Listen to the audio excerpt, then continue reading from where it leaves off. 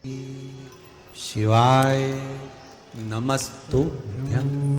जो चतुर्थी का पूजन करने वाली होती हैं उनके भीतर का एक भाव होता है कि जैसे ही शाम का समय आए चंद्रदेव का पूजन करें। चंद्र जब प्रकट हो जाए कलश भर लिया, उसके नीचे आखा दाना रख दिया, चावल गेहूं जो भी आप रखते हो पूजन के लिए, ऊपर पात्र आदि रख दिया जलाशय, फिर अपन ने घी का दिया लगाकर पूजन भी कर ली। तो जो चतुर्थी का पूजन करने वाली होती है, जो चतुर्थी का नियम व्रत धारण करने वाली होती है, बड़ी बड़ी चतुर्थियां करती हैं या उसका नियम धारण करती हैं, तो चतुर्थी का जो पूजन करती है वो किस चीज के लिए होता है? केवल संतान, पुत्र, परिवार, हमारा कुटुंब, हम जिस कुल में हैं हमारा कुल वैभव की ओर बढ़े, संपदा की ओर बढ़े और उसकी आयु बढ़े,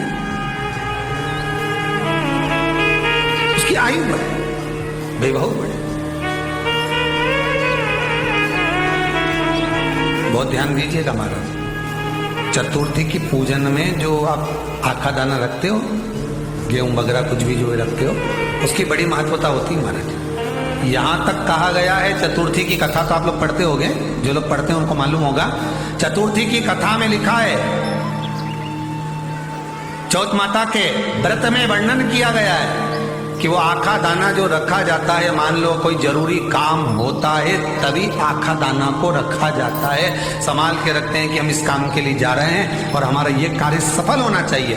तो जिसने चतुर्थी का व्रत करा है, जिसने चंद्रदेव का पूजन करा, चतुर्थी का व्रत करा, वो गणेश जी से विनती करके वहां से 2-4 आखा दाना उठा ले और जो व्यक्ति का काम अटक रहा है अपने ही घर का, पर दूसरे कुल को नहीं देना, अपने ही कुल के अंतर्गत जो काम अटक रहा है उसकी जेब में, उसके पत्नी में उस चीज को रख दिया जाए। तो चतुर्थी जो अगली आती है, जैसे आप महीने की करते हो तो महीने की, और आप जैसे करते हो कि 4 अलग बड़ी बड़ी चतुर्थी करते हो तो उसके अनुसार आपका कार्य सिद्ध होता ही है। उस आखे दाने का इतना महत्व होता है क्योंकि चतुर्थी का व्रत करने वाली माता जब व्रत करती है तो स्वयं चतुर्थी की कथा में लिखा हुआ है कि पार्वती जी गणेश जी से चतुर्थी की कथा बचवाती।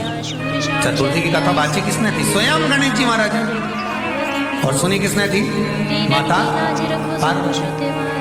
बाचने वाले गणेश जी थे, सुनने वाली माता पार्वती। तो चतुर्थी की कथा जब होती है तो उसको स्वयं गणेश जी बाच रहे हैं।